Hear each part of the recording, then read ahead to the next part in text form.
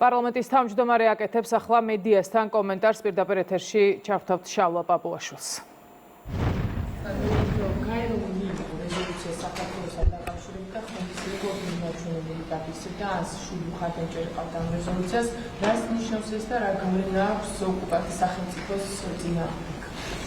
უბრალოდ სამნიშნელოვანი არის რომ საგარეო სამინისტრომ კიდევ ერთხელ კარგად იმუშავა გაეროში ამ რეზოლუციას ყავს უფრო მეტი თანასპონსორი ვიდრე წინაზე ყავს 107 მხარდამჭერი მნიშვნელოვანი ასევე თავშეკავებულთა რაოდენობის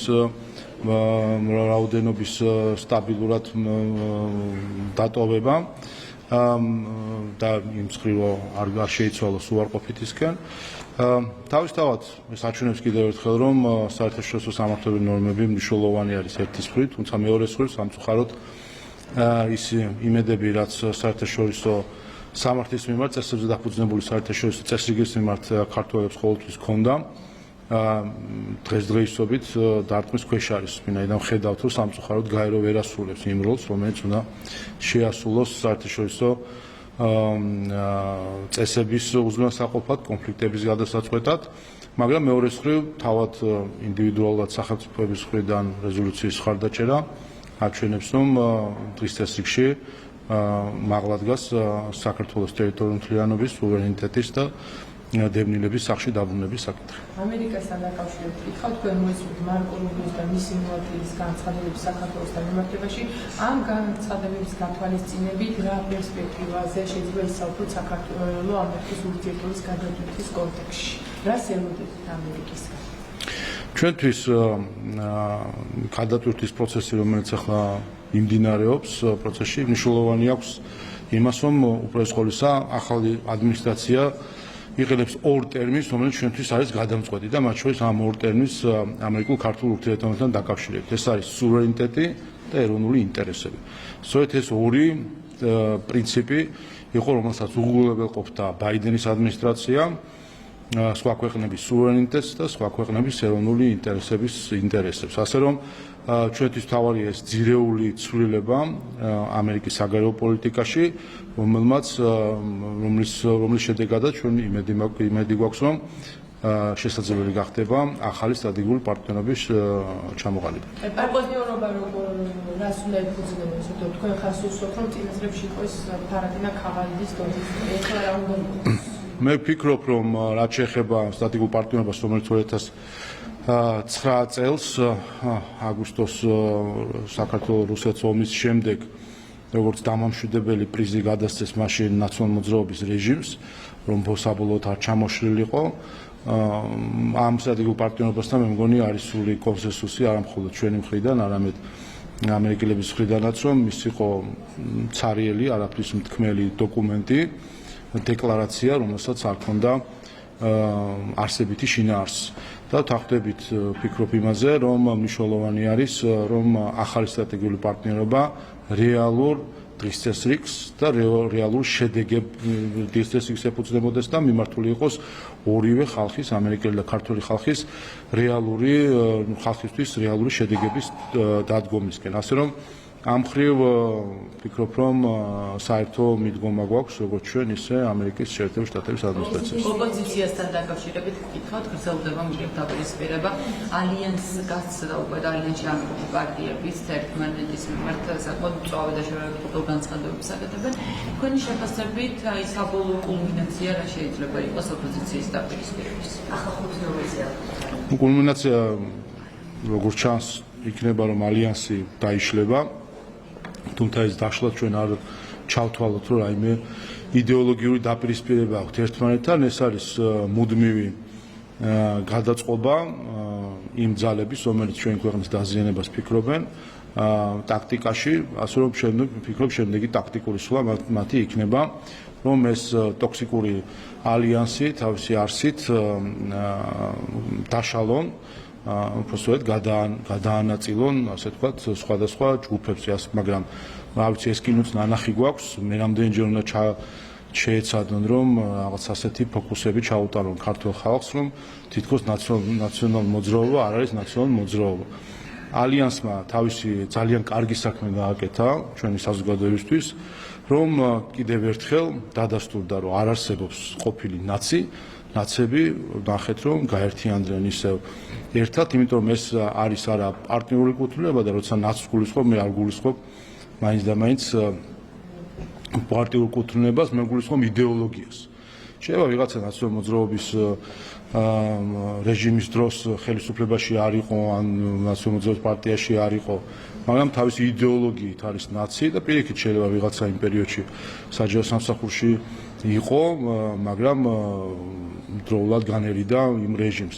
ამიტომ კიდევ ერთხელ ჩვენ ნახეთ, რომ ნაცობა, როგორც იდეოლოგია, როგორც ანტიქართული, ანტიდემოკრატიული იდეოლოგია აერთიანებს იმ ხალხს, რომელიც სწორედ აი ამ ალიანსში არის და ეს ერთიანი სახე დაგვანახა ამ ალიანსმა, ამიტომ კარგი საქმე გააკეთა და მადლობა გვეთქვეს პრინციპში მათთვის, ვინც ეს სისულელი გააკეთა და ერთ ჭერქვეშ თავი მოუყარა ყველას, იმიტომ რომ კიდევ ერთხელ დარწმუნდა საზოგადოება, რომ ეს არის ერთი ძალა, ანტიქართული, ანტიდემოკრატიული ძალა. ახლა უკვე საით დაიშლებენ და რომელ ფლანგზე წავლენ, ეს ახლა ის ტაქტიკური გადანაწილება არის, რომელიც არაერთხელ ჩაატარეს გარედან დაკვეთით საქართველოში, მაგრამ ამას ქართული ხალხი უკვე აღარ იჭერებს. მესტიასთან დაკავშირებით მინდა გკითხოთ, 47 ეგრეთ წოდებული მაინერი არის ამოღებული, ჩვენ ხედავდით უკანონო ელექტროენერგიის მოხმარებას, მოქალაქეების ინტერესებიდან გამომდინარე, ვიცით რომ გამრიცხვის პროცესი დაიწყება, რამდენად მნიშვნელოვანი არის თქვენი შეფასებით ეს ყოველი? ნახეთ, თქვენ მოიცმინეთ ხომ რიცხვები, რომ 130 მილიონი კილოვატ-საათი მოიხმარებოდა მესტიის მუნიციპალიტეტში, მაშინ როდესაც მსგავსი სიდიდის, მსგავსი მოსახლეობის და ყველა ფაქტორის გათვალისწინებით მსგავსი მუნიციპალიტეტები მოიხმარენ დაახლოებით 10 მილიონს. 13-ჯერ მეტი იყო მოხმარება, რაც უკვე ხელის გულზე იდო, რომ ხდებოდა რაღაც უკანონობა. და ბოლო დღეებში ჩატარებულმა ღონისძიებებმა ეს დაადასტურეს კიდეც. გარდა იმისა, რომ ეს უკანონობა არის, ეს მეორე მხრივ მნიშვნელოვანია, რომ ეს ყველაფერი ტვირთად აწვებოდა უპირველეს ყოვლისა თავად მესტიის მუნიციპალიტეტის მცხოვრებლებს, მათი ელექტროენერგიით მომარაგება იყო გართულებული, რაზეც თავადაც საუბრობდნენ და მთლიანად საქართველოს ენერგოსისტემას, ასე რომ მართლაც მნიშვნელოვანი ღონისძიებები ტარდება ამ მხრივ და დარწმუნებული ვარ უპირველეს ყოვლისა ეს თავად მესტიის მუნიციპალიტეტის მოსახლეობა იგრძნობს საკუთარ თავზე ელექტროენერგიის მომარაგებაზე, სიკეთეს რომ ეს დატვირთვა, რომელიც უკანონო საქმიანობით ხდებოდა, აღმოიფხვრება. ვლადიმერ პუტინს წერია წერილი და ომის დასრულების გზებზე სალაპარაკოთ ის წერა რომ გადასწერეთ. მაგრამ როგორ ხდება ამ ჩანგონია ჩვენი შესაძლებელი იყოს ერთ-ერთი რაც არის ჩვენ გულშემატკივრობთ ამ ომის დასრულებას, ვინაიდან ყოველი დღე ამ ომისა ნიშნავს დამატებით ტანჯვას უკრაინელი ხალხისთვის და ჩვენ პირველივე დღიდან ვამბობდით, რომ ნებისმიერი შესაძლებლობა გამოყენებული უნდა ყოფილიყო მშვიდობის დასამყარებლად. სამწუხაროდ ასეთ მიდგომებს ჩვენ ვერ ხედავთ ზოგიერთი ევროპული ქვეყნის მხრიდან, ხედავთ როგორ აკეზებენ მათ შორის ამ კონფლიქტის გაგრძელებას. შეგახსენებთ ყველას, რომ ამ ომის დაწყებიდან ორ თვეში 2022 წლის აპრილში სტამბოლში პარაფირებული იქნა სამშვიდობო შეთანხმება უკრაინულ და რუსულ დელეგაციების ხელმძღვანელების მხრიდან. უკრაინის დელეგაციას ხელმძღვანელობდა დავით არახამია, უმრავლესობის ფრაქციის ხელმძღვანელი უკრაინის პარლამენტში და მისი განცხადებაა, რომ იყო კარგი უკრაინისთვის მისაღები, იმ შემთხვევაში კარგი არ ვიცი, მაგრამ მისაღები პირობები უკრაინისთვის, მოხდა პარაფირება, დაბრუნდნენ კიევში ჩავიდა ბრიტანეთის პრემიერ-მინისტრი და ჩაშალა ეს შეთანხმება და უთხრა კიევის უკრაინის ხელისუფლებას, რომ არანაირი შეთანხმება ვიომოთ. უკრაინა ომობს უკვე ამის შემდეგ 4 წელია და ბორის ჯონსონი, პრემიერ-მინისტრი ბრიტანეთის ყოფილი, დღეს მშვიდად დადის და კონფერენციებს ატარებს და სემინარებში იღებს მონაწილეობას. ეს არის უპასუხისმგებლო დამოკიდებულება სხვა ქვეყნის ბედის მიმართ, რომელიც სამწუხაროდ ომამდეც გამოიჩინეს დასავლურმა ქვეყნებმა, მათ ვისაც აქვს პასუხისმგებლობა გლობალურ უსაფრთხოებაზე, მათ შორის ევროკავშირი, ნატო, მათ ვერ შეძლეს ამ კონფლიქტის შეჩერება და ამ ომის თავიდან არიდება შეიძლებოდა, ამას ადასტურებს დღეს ამერიკის შეერთებული შტატების ადმინისტრაცია, რომ შეიძლებოდა ამ ომის თავიდან აცილება, ეს ვერ შეძლო ევროკავშირმა, ვერ შეძლო ნატომ, ვერ შეძლო მაშინდელმა დასავლურმა სამყარომ და ამ ომის დასრულება შეიძლებოდა თავშივე და ამას ადასტურებს უკრაინის ხელისუფლება და როგორც დავით არახამი ამბობს, ბორის ჯონსონი არის ის ადამიანი, რომლის პირითაც ჩაიტანეს გზავნილი კიევში, რომ ეს ომი არ უნდა დასრულებულიყო 2022 წელს და ხედავთ დღეს, რომ კვლავ გრძელდება. ამასობაში 4 წელი გავიდა და ასობით 1000 სამხედრო მშვიდობიანი მოქალაქე დაიღუპა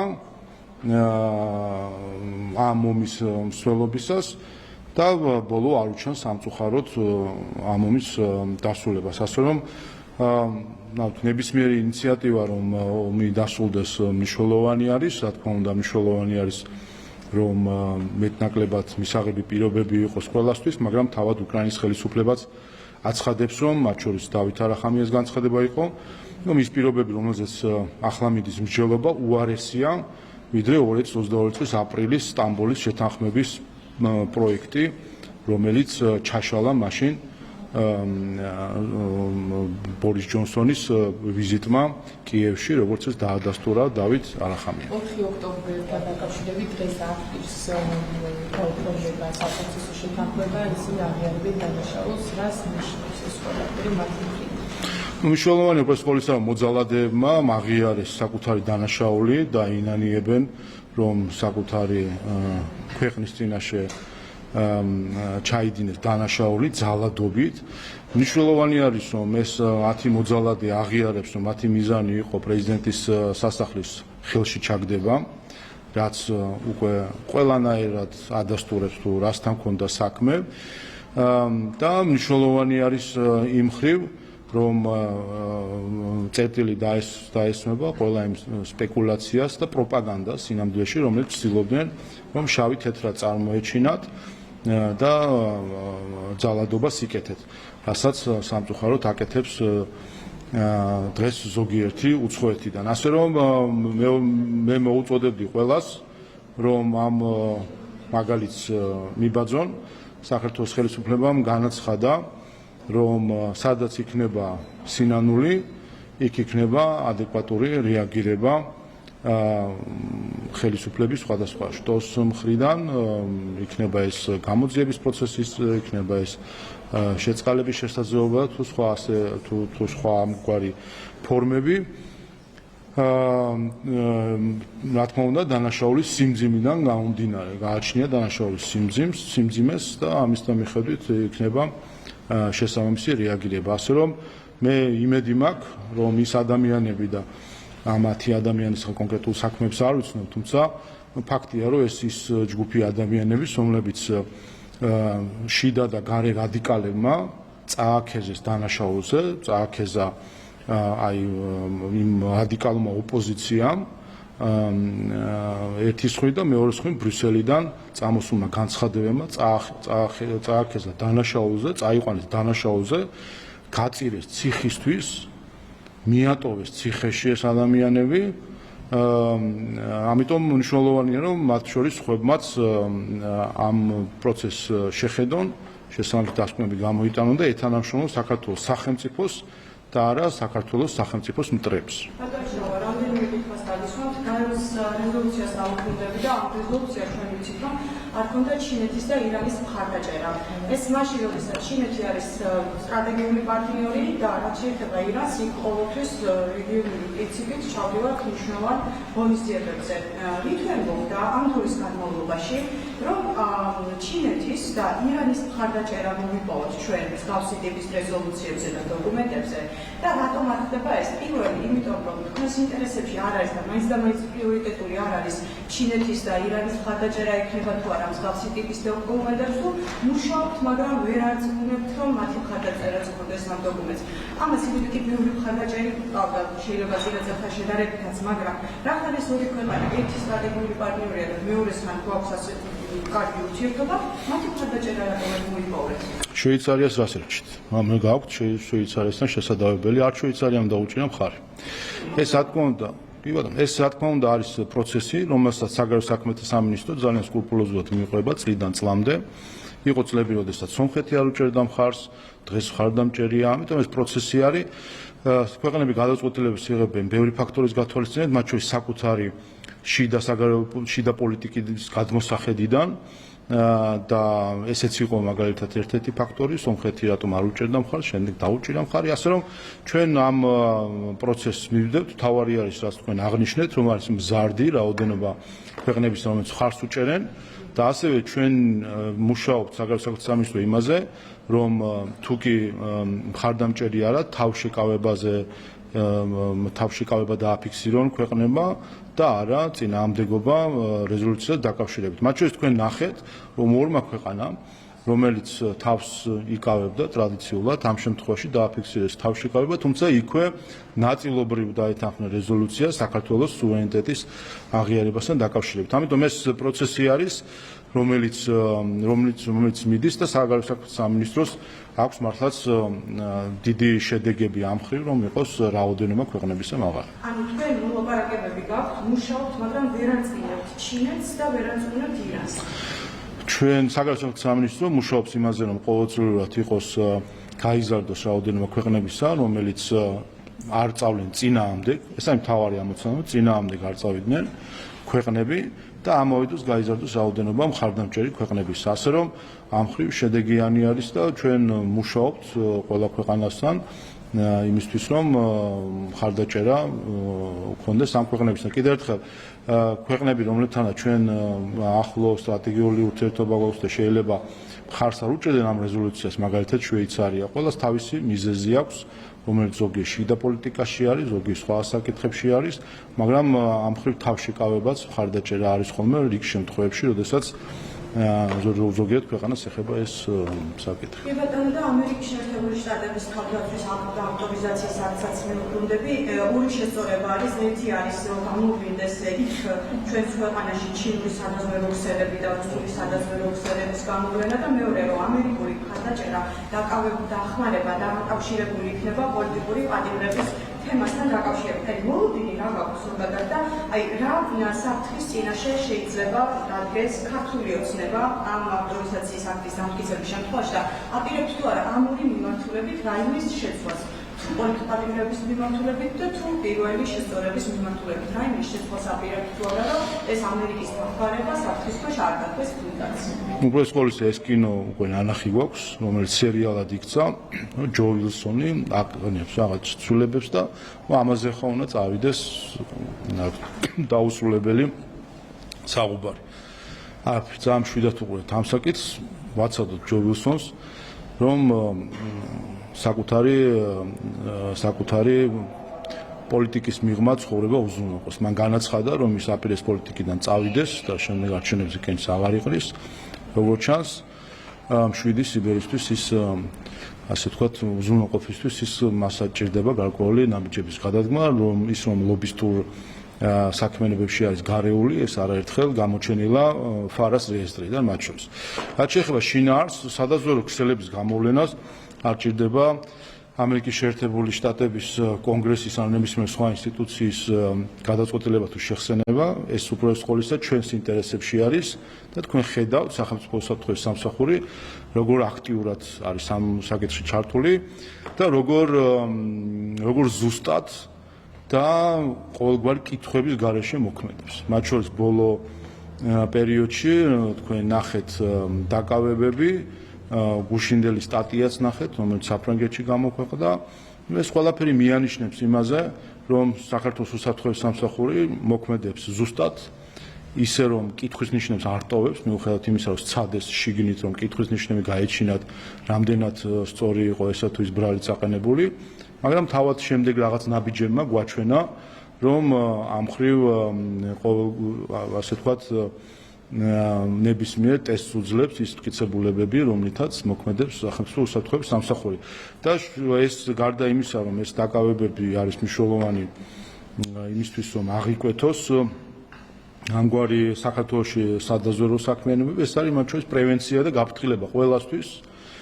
მიუხედავად იმისა, სამყაროს რომელი მხრიდან გვიყურებენ ჩრდილოეთიდან, სამხრეთიდან, აღმოსავლეთიდან თუ დასავლეთიდან, ყველასთვის გაფრთხილება, რომ დღეს საქართველოს უსაფრთხოების სისტემა აქვს გააჩნია ყველა ინსტრუმენტი იმისთვის, რომ გამოავლინოს სადაზვერვო საქმიანობები, აღკვეთოს, სადაც საჭირო არის საჯარო გახადოს ეს ყველაფერი, სადაც საჭირო არ არის შესაბამისი პოლიტიკური ინსტრუმენტებით მოახდინოს ამ სადაზვერვო საქმიანობების აღკვეთა. ბატონო შალვა, აი ინსტრუმენტები ალბათ რაც ამერიკის შეერთებულ შტატებს აქვია, თუ რამე საქმის გაკეთება ან რამე საინტერესდება და თქვენ თქვით, რომ ჯონსონი მიდისო, მაგრამ მარკო რუბიო ალბათ რჩება. ხო და ჯონსონს პრეტენზიებიც ჰქონდა საქართველოსთან და აი ტერიტორიასთან პროჩინული და ირანული ახსენა, მარკო რუბიომაც იგივე თქვა, რომ ჩვენს ვაშინგტონს ის ყველაფერი, რასაც ახლა თქვენ ვისაუბრებთ და მარტო ჯონსონის საკითხი არ არის, მაგრამ მარკო რუბიოც იგივეს ფიქრობს ამ ყველაფერთან დაკავშირებით და ამიტომ გეკითხებით, რომ რუბიო ამბობს, რომ ჩვენ გითხარით, რაც უნდა გააკეთოთ და ეხლა თქვენ უნდა მოახდინოთ თქვენი ქცევის და ტრაექტორიების რაც შეეხება სახელმწიფო ჯონსონზე ხო არ არის საუბარი, არაპირებთ რამე შეცვლას. რა მხრივ? ამ სადაზვერვო საქმიანობებზე თვალსაზრისით, პატრიოტების თვალსაზრისით, რაც არის აქ ჩამოთვლილი და სადაზვერვო და ჩინური და რუსული კავშირების კიდევ ერთხელ ჯო ვილსონს ვაცადოთ, რომ დატკბეს თავისი ვარსკვლავური მომენტებით, როდესაც ნახევარი საქართველოსთვის ახალი ამბის ასე ვთქვათ მატარებელი ხდება ხოლმე. ვაცადოთ ამ ადამიანს დაიმსახურა საკუთარი პოლიტიკური კარიერიდან და ასაკიდან გამომდინარე. დანარჩენი ფიქრობ, რომ სერიოზულად არ უნდა შევხედოთ მის პოლიტიკურ ნაბიჯებს, რაც შეეხება საქართველოს და ამერიკის შეერთებულ შტატებს შორის ურთიერთობას, ამას აქვს თავისი ხაზი, რომელიც არის ხელისუფლებებს შორის, მათ შორის ის ვიზიტი, რომელიც უკანასკნელ პერიოდში იყო სახელმწიფო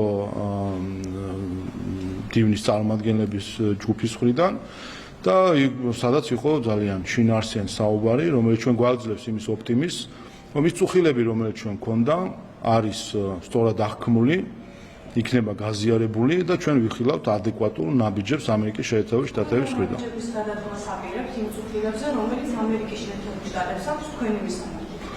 მე არ მგონია რაიმე წუხილი, ობიექტური და სამართლიანი წუხილი არსებობდეს საქართველოს მიმართ. კიდევ ერთხელ ეს ურთიერთობა ამერიკის შეერთებულ შტატებსა და საქართველოს შორის ურთიერთობა გააფუჭა თავად ამერიკის შეერთებული შტატების წინა ადმინისტრაციამ.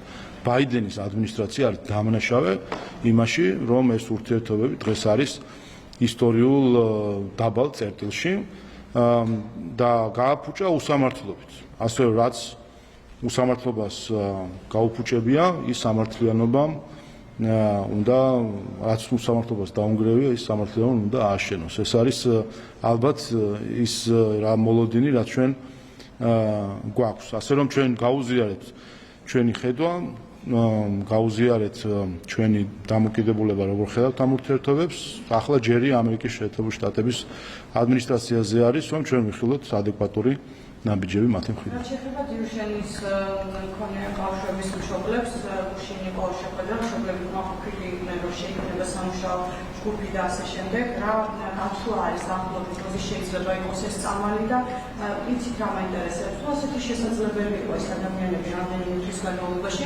ქუჩაში იდგნენ და თუ ადრე აღარ მაგალითად ისიც კი თქვა არაერთხელ რომ მათ არიციან რა არის ნახიშვილებისთვის კარგი და ბევრი კრიტიკული განცხადება მოусმენია და თუ ესეთი შესაძლებელი იყო ამდენი ხანი რატომ გააკარგვინეთ ბავშვს. ეს იყო არის იმ პროცესის გაგრძელება, რასაც ჯანდაცვის სამინისტრომ მიყვება, ჯანდაცვის სამინისტრომ და მთავრობამ და ჩვენი მხრიდანაც ყოველთვის იყო გაცხადებული, რომ მთავარი ამოვიდეთ ბავშვების საუკეთესო ინტერესიდან მათ შორის ჯანდაცვის მინისტრის ინტერპელაცია შედგა თუ გახსოვთ რამდენიმე კვირის წინ პარლამენტში, სადაც მან განაცხადა, რომ მედიკამენტებს რაც შეეხება არის ბაზარზე ინტერესები სხვადასხვა ფარმაცევტული ორგანიზაციების მხრიდან, რომ საკუთარი მედიკამენტი წარმოაჩინონ, როგორც მიაწერონ საკუთარი მედიკამენტის ისთვისებები, რომელიც არ აქვს და სწორედ ამას აკეთებენ ამერიკული თუ ევროპული წამლის დაშვების ასოციაციები და ზოგზე არის დაშვება, ზოგზე არ არის დაშვება და მაშინ განაცხადა ჯანდაცვის მინისტრმა და ის რომ გუშინ ითქვა, რომ ორ მედიკამენტზე არის ფიქრი, ეს არ არის შემთხვევითი. რამდენიმე კვირის წინ განაცხადა ჯანდაცვის მინისტრმა პარლამენტის ტრიბუნიდან ინტერპელაციის დროს, რომ არის ორი მედიკამენტი, რომელიც ყველაზე მეტი იმედი არსებობს, რომ მათ გარკვეული ეფექტიანობა აქვთ. ასე რომ აი ეს პროცესის მიმდინარეობა არის, რომელშიც თავად პრემიერ-მინისტრიც ჩაერთო ახლა და მშობლებიც არიან წარმოდგენილი სამუშაო ჯგუფში, რომელიც ამ პროცესს გაყვება ბოლომდე. ასე რომ საქართველოს მთავრობა ზუსტად იმ მიდგომებით, რომელიც მას ყოველთვის აქვს, რომ გამოვიდეს მოსახლეობის და ამ შემთხვევაში განსაკუთრებით ოდესაც ბავშვებს ეხება ეს საქმე, მათი საუკეთესო ინტერესები და ზუსტად ასე მოქმედებს. აი თქვენ ახსენეთ საუკეთესო ინტერესები, მაგრამ ნახეთ რეაქციები მშობლებთან დაკავშირებით, ხო? აგრესიული კამპანია, რასაც ახლა ხედავთ ამ შედეგის შემდეგ, როგორ ფასდება, რატომ ხდება, რომ მშობლებზე არის აგრესია? ჩვენთვის თავარია, რომ მშობლებმა საზოგადოება ნახონ საქართველოს ხელისუფლების ზრუნვა ბავშვებზეც და ამ ინტერესზე. რას იცავს სხვა ჯგუფებს რაც შეეხება, ეს ისედაც ჩანდა თავიდანვე, რომ ჩანდა რა ვიცით ყველამ, რომ ჩვენ გვყავს რადიკალების ჯგუფი, რომლისთვის მნიშვნელობა თემას არ აქვს, შეუძლიათ ყველაფერი, ასე ვთქვათ, მათი პოლიტიკური დღისწესრიგისთვის გამოიყენონ, აქ მორალი მათთვის არ მოქმედებს, ისინი სიკეთესაც კი ზიზღით აკეთებენ, ასე რომ აქ არაფერი გასაკვირი და სიურპრიზი ჩვენთვის არ არის, თავარი არის ერთი რამ, რომ საქართველოს მოსახლეობამ, ამ მშობლებმა და მათმა შვილებმა უნდა იცოდნენ, რომ საქართველოს ხელისუფლების მთავარი ამოცანა არის, რომ ის ზრუნვით იყოს განწყობილი საკუთარი მოსახლეობის მიმართ და ის რაც შესაძლებელი არის სახელმწიფოს ფარგლი გააკეთოს, ამისი მაქსიმუმი ყოველთვის გააკეთოს. პირდაპირ ეთერში უსმენთ პარლამენტის თავმჯდომარეს შალვა პაპუაშვილს.